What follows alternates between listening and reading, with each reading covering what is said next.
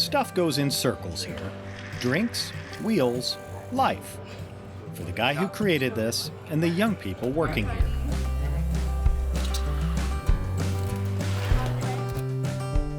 The name, Bike Union and Coffee, says pretty much everything about the business side of things.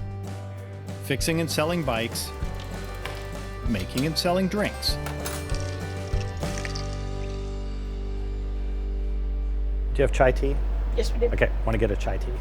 You want that iced or hot? Ice, please.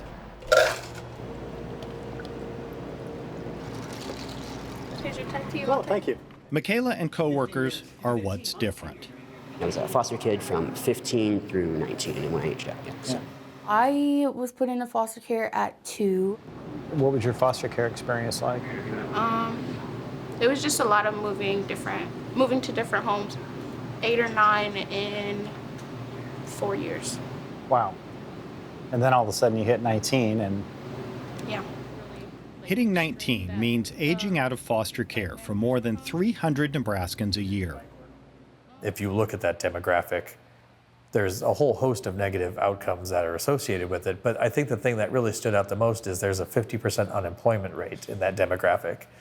And so we started this bike shop, coffee shop as a means to provide workforce development for young adults who've been impacted by the foster care system. 20-ounce turtle. 20-hour-a-week jobs for a full year for 5 young adults aging out of foster care. But more than a job. There's only 2 blues, so 6 minus 2. 8 minus 2 is 6. 6 over 8, simplified, is 3/4. Perfect. GED tutoring and academic mentoring are part of the program. And things like financial literacy and cooking classes, life skills programs, a book club.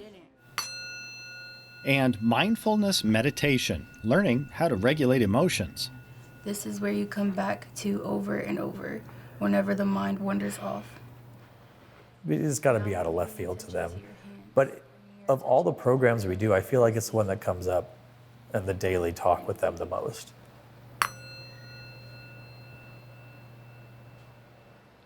Our bottom line is not profits, our bottom line is the programming. Something has to keep the lights on. That's mostly grants for this nonprofit, but the coffee and bike side is about 30% of their income and growing. A lot of stuff down here. There is a lot of stuff down here, yes, yeah. These are used donated wheels, handlebars and stems and seat posts and forks and seats and reflectors and fenders, inner tubes, tires, basically everything you need to build the bike of things that have been donated to us. We generate kind of the lifeblood of the organization by refurbishing bikes and that kind of thing. It certainly helps provide a funding stream for us. Too many bikes, yes. So just like, let's get a group of people to band together, give my bosses an intervention to move some of these bikes out. Valerie may be Bike Union's poster adult. Taken away from her mom and put into foster care as a toddler, 2 decades of living with a grandmother, her mother, foster parents, an agency for at-risk youth, even homeless. A young lady with no high school degree and no direction when she connected with the Bike Union. I felt like I couldn't do anything. I just felt really alone. You know, she was in temporary housing, she'd stay in there all day, 15 hours a day playing video games. And the world was just kind of like going away, you know? I just did not talk to anybody. I was like super scared. I would just cry like during my shift. I don't know why. She was just really sad, really depressed. She actually wouldn't talk to me at first when I met her. So I got in here and like immediately they're like, okay, you said you wanted to get back in school. Let's do that. She started achieving her personal goals. She lost 100 pounds. She started commuting to work. She started going to the gym. She graduated from high school. She got her own apartment.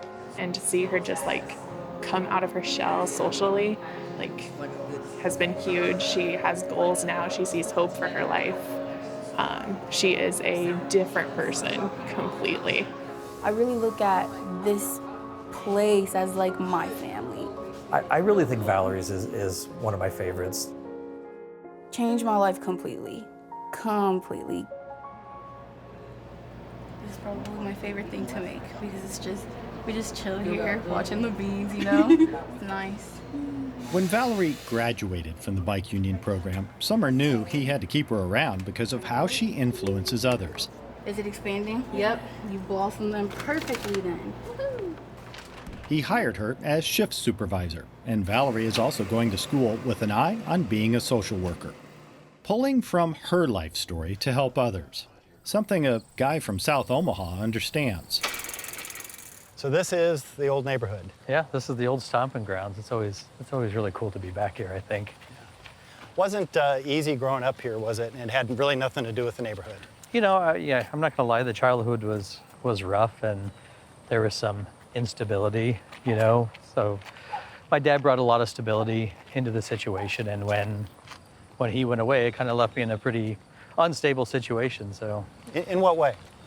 well, you know, as far as like monetarily, you know, we were on state assistance, and you know, I was kind of left with an unstable single parent. So that led to a whole host of other issues that had to face, you know, which led to trouble in school, and which eventually led to me dropping out of school and not getting back to college till I was 27. But kind of all happened around this area, so it's bittersweet being back a bit. I'm not doing this because I think I'm better than them and there's something I need to teach them. I think I'm doing this because I am them. I see myself in them. It was a way for Summer to take a leap from a comfortable job and combine lots of experience in the bike world, his life experience, and an entrepreneurial spirit into a unique social enterprise business. There are plenty of highs and lows, but Summer says he knows what they're doing is working and isn't worried about the sort of measurables that look good on an annual report.